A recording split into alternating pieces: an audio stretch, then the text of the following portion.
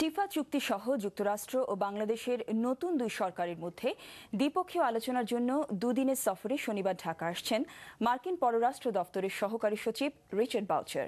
এদিকে ওবামা প্রশাসনের সময় যুক্তরাষ্ট্রের বাজারে পণ্যের অবাধ প্রবেশাধিকার এবং বাড়তি উন্নয়ন সহায়তা পাওয়ার ব্যাপারে আশার কথা জানিয়েছে বাংলাদেশ। এনটিভির সঙ্গে এক একান্ত সাক্ষাৎকারে এই আশাবাদ জানান যুক্তরাষ্ট্রে বাংলাদেশের রাষ্ট্রদূত হুমায়ুন কবির। সম্প্রতি ওয়াশিংটনে তার সঙ্গে কথা বলেছেন জহিরুল আলম। বাংলাদেশ দূতাবাসে এই আলাপের সময় রাষ্ট্রদূত হুমায়ুন কবির জানান, আন্তর্জাতিক অঙ্গনে যুক্তরাষ্ট্রের ভাবমূর্তির যে সংকট হয়েছে, ওবামা প্রশাসন সেটা বাড়ানোর উপর জোর দিচ্ছেন বলেই তারা আভাস পাচ্ছেন। আর সেই লক্ষ্যে আগামী কয়েক বছরে উন্নয়নশীল দেশগুলোর জন্য বৈদেশিক উন্নয়ন সহায়তা দ্বিগুণ করতে চায় ওবামা প্রশাসন। আমাদের মতো দেশগুলো যারা স্বল্পোন্নত দেশ আছে বা লিস্ট ডেভেলপ কান্ট্রিজ যাদেরকে বলা হয়, তাদেরকে যদি তারা শুল্কমুক্ত পণ্যের অধিকার যুক্তরাষ্ট্রে দেন, তাহলে আমার ধারণা তাদের ভাবমূর্তি উন্নয়নের ক্ষেত্রে একটা বিরাট ভূমিকা পালন করবে। এবং আমরা সেই কথাটা ওবামা প্রশাসনকে বলেছি এবং বলতে থাকব। ওবামা প্রশাসন ওডিএ, অফিসিয়াল ডেভেলপমেন্ট অ্যাসিস্ট্যান্ট যেটাকে বলা হয়, তারা তাদের যে কর্মসূচি হাতে নিয়েছে তাতে তারা আগামী 4 বছরে তারা তাদের এই অনুদান দ্বিগুণ করতে চাচ্ছে এবং সেক্ষেত্রে আমরা নিশ্চয়ই আগ্রহী হব যাতে বাড়তি ওডিএ আমরা পাই।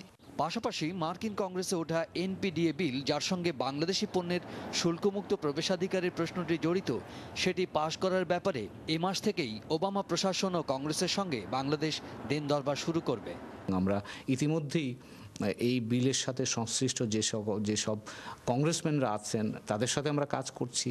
অন্যান্য স্টেক হোল্ডার্সরা যারা আছেন, যেমন আফ্রিকান গ্রুপ আছে, এখানকার ইন্ডাস্ট্রিয়াল বা textile lobbyist, textile group and others যারা আছেন, এখানে যারা আমদানিকারক আছেন, তাদের সাথে আমরা কাজ করে যাচ্ছি এবং আমরা আশাবাদী যে এই বিষয়ে আমরা খানিকটা অগ্রগতি সাধন করতে পারব।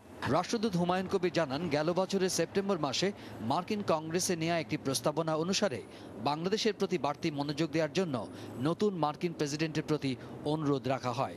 বাংলাদেশে একটি গণতান্ত্রিক ভাবে নির্বাচন হয়ে যাওয়ার পরে নতুন গণতান্ত্রিক সরকার প্রতিষ্ঠিত হলে সেই সরকারকে অর্থনৈতিকভাবে সাহায্য সহযোগিতা করার জন্য একটি প্রস্তাব, ওই প্রস্তাবে মার্কিন রাষ্ট্রপতিকে বিশেষভাবে অনুরোধ জানানো হয়েছে।